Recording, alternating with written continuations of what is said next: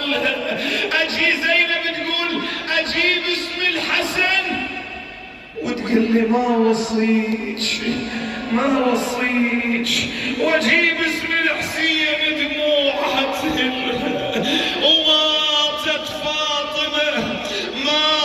فاطمة من شفت جبرائيل آيات الحزن بالبيت رتلها الحسن يم راسها يقول لها موت وياك وغصب عبرته وحسين كملها لمين ارجوك يكض بجدامها ويبكي ويقبلها، بس حيدر بقى مقابض فراش الموت قعد قدامها ومحتار شي يقلها الى ان قالها شوفي انطفت نار